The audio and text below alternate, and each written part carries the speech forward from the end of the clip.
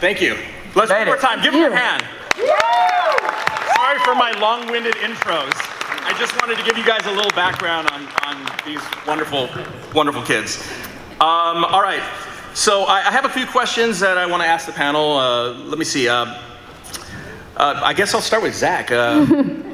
Zach, is there a person that, you've worked with so many different people. Is there a person that you would like to work with still? Oh man, specifically in VO, I've been fortunate enough to work with a ton of people that I would have put on this list, especially recently. I would have loved to get in the booth with the great Mel Blanc. Obviously, he was way before my time, but he's spoken of with such reverence in animation by every voice actor. He's almost like our patron saint. I know that's an impossible scenario, but just to watch him work and the way people like Hank Azaria and Jess Harnell speak about what he did for us as actors and paved the way for everybody else, that would have been amazing. And he would have totally shown me up. That would be something amazing to see. Yeah, to get shown up by him would be the greatest honor. The rest of the panel, anybody that you guys would like to work with? Kristen. Let's see. I would love to work with you in a show, because he has great voices, let me tell you. He's wonderful. Don't ask me to do voices. I am. What? I second that. I mean, right? Yeah. What? It's true. I remember that one time you submitted for a project. You're like, I just decided for fun because I liked the original. You recorded an audition for something and played it back. I was like, that's you? That was the most amazing thing I've ever heard. It was like some monster voice. It freaked me out. He could be a voice actor, but he teaches us. I like what I do. I like teaching you guys. All right, Laya. Well, I think we'd all like to work with Tony, in Oh my gosh! right? Yeah. But other than Tony, I'd love to work with all of these people up here. You're a sweetheart. I've only known some of them for a couple weeks, and they're all super sweet, and they're very talented, and they all showcase their skills in different ways, and I'd love to work with each of you.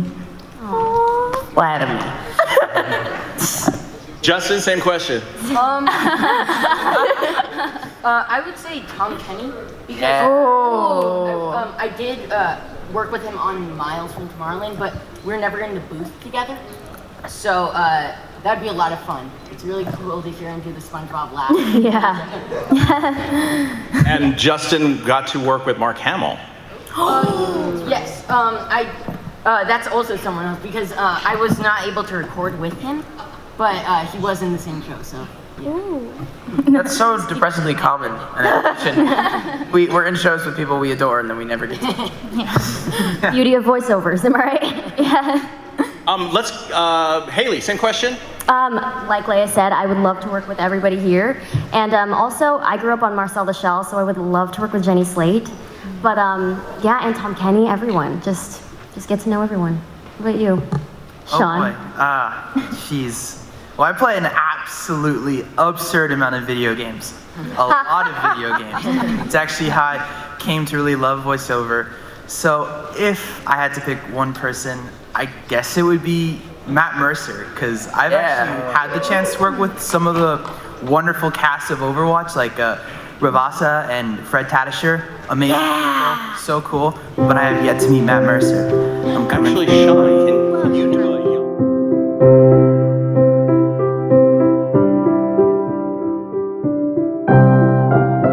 What? Give us your best Hulk. How many guys want to hear him do a Hulk? Give us a smash. You can do it! Hulk smash! Actually, let's go down the line. Anybody want to try out a different voice or show some of the voice? Laya, give us a little something from Doc. Maybe sing a little something for everybody. Do you guys want to hear a song? Yeah? Maybe? Okay. Sing along if you know the words. I just have to put that out there. So here we go. Time for your checkup, time for your... I'm gonna check your ears, check your eyes, find out how much you've grown. Time for your checkup, gonna listen to your heartbeat, fix you up, ready to go. Time for your checkup, it's okay if you giggle. This will only tickle a little. Time for your checkup, time for your checkup.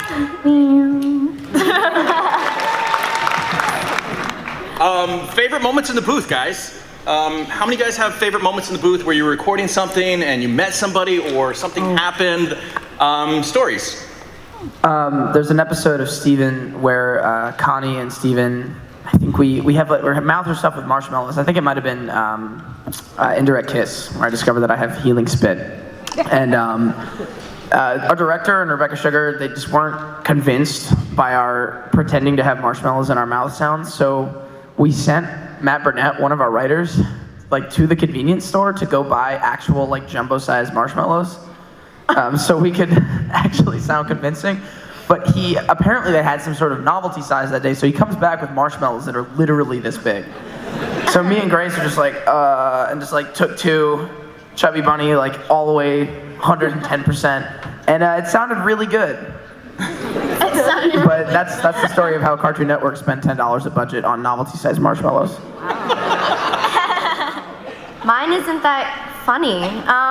The first time I recorded with Tom Kenny was the best time and the best memory of him and I meeting.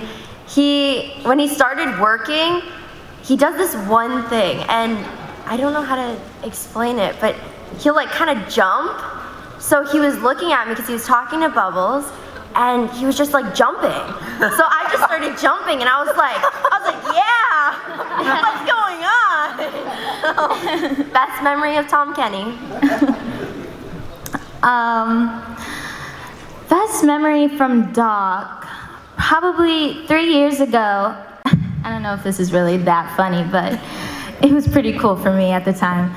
It was 3 years ago. I had just finished recording one of the episodes, and the director, Maria Estrada, she was like, hey, can you come over to Studio B? We want you to meet someone. And I was like, oh, okay. I don't know who this is gonna be. But I go into Studio B, and I come in with my parents, and apparently they all know except me. And there he is, just standing there as Ludacris. And I'm like, oh my God. I started freaking out, but that was such a great memory, and I'll probably never forget it. I gotta know what Luda was doing that day. Yeah, what was he doing there? Was he recording Doc? Yes, he was. Was he really? He has a character on Doc McStuffins. Oh, word. An episode, and I was I like, should know this. wow, this is the only time we actually get to see the people we work with. See, Nicki Minaj recorded for my show, but there was no chance I was meeting her. Yeah, Nicki Minaj wants to meet you back in the other studio, Zach. Put her on my schedule. Justin? All right, so, I think whenever I worked with D. Bradley Baker on Miles from Tomorrowland, that was... Many of you guys know D. Yeah, that was incredible. Like, Wait, show of hands. How many of you guys work with D? I think I did. That's D. Bradley Baker. D's on the act. Not yet. He's on every show at once at the same Is time. D here? yeah, you should look at his IMDb. It's like, the list is never ending. Have you seen my It's endless. Yeah, so like Perry the Platypus and stuff, that was really cool. It's just cool to hear how many like animal noises he can make. On the It's spot. Really incredible. Yeah. You're like, can you do Momo and Appa? Boom. Does it right away. I was shocked whenever I met him. It was really cool. I was talking to him, I think it was a few years ago, and I said, what's the most obscure thing you've done? He's like, there was a zombie movie where I was a zombie in a fountain. Did you see that? I was like, I think I saw that movie where they shot the zombie in the fountain. And he's like, yeah, that was it. And he did the creature, the zombie noise right there. And then I went back and watched the movie again, and I was like, oh my God, that was D. I got so used to him doing creature voices that it scared me when I was in the lobby at Cartoon Network and he started doing Number 4 from Codename Kids Next Door, which was my favorite character from my favorite cartoon of all time. We did it for you? Yeah, because he does all these amazing characters, and then he has like an entirely separate career of doing monster and animal noises. It's insanity. It's insane. And he takes toe selfies. I did not know what a toe selfie was. D, this is out to you. We met him at the agency for a Christmas party. And I go, hey, D, let's get a selfie together. And he's like, okay. He proceeds to take his shoe off. Oh. Takes his shoe off, takes his sock off, puts his phone on the floor, and he pushes with his big toe to take a selfie of us leaning over the phone. He did not do that in our booth. Please don't take any toe selfies today. Yeah. Or you can try it. I mean, yeah, go for it. Might go home and try it. Yeah, why not? Haley. I think this is just like an example of how like small of a world this industry is. Because on Monster vs. Aliens, when I played Squeep for the show, I was like 8 years old, and the writers Bob, Gabriel, Devin, and Nick all ended up working with me again on various different projects. Like Gabriel ended up being a writer on Belle and the Bulldogs. Bob ended up being a writer on Big Hero 6. And Nick and Devin also ended up being a writer on this other show that I'm working on for Netflix. So it's like, wow, I feel like I grew up with them, but yet I didn't even meet half of them when I was like 8 years old. But yeah, it's just kind of a coincidental thing. Small world. Wow. Yeah, right? It is an undeniable fact that I am a shameless fanboy. So, back to the whole fact of that the voiceover world is a small world. When I'm recording my show, I'm recording with every person who appears in the episode. So, here comes in Yuri Lowenthal. Now, I didn't recognize the name right away. So here I am sitting in the booth, not doing my lines right now, so I'm IMDb'ing him. My God. I was like, you're this and this, and you escaped from Persona 4 and all these characters I've played games on. And he's like, yeah. I'm like, Exactly. Same thing happened with Erica Lindbeck. Yep. Except that was crazier.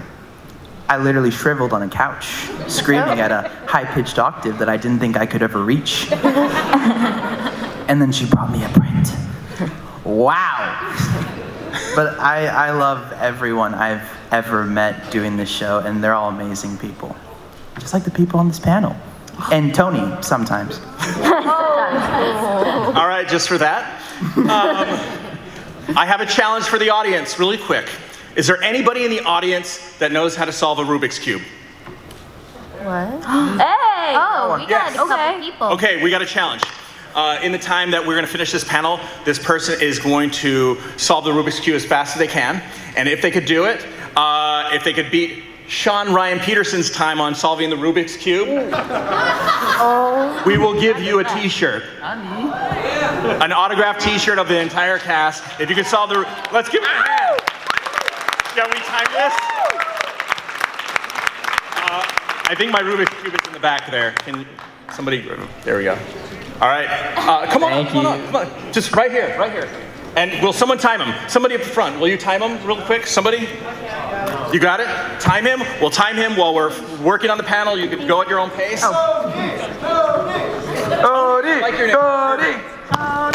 Oh. We get the Rubik's Cube? Awesome. All right, I mixed it. No, my son mixed it this morning. So if you beat Sean Ryan Petersen's time on this Rubik's Cube, we will give you a t-shirt. What size? Extra large. Perfect, I got an extra large autographed t-shirt. There we go. All right, go ahead and time him whenever he's ready to start. Who's timing him? All right, cool. All right, we'll continue while he solves that.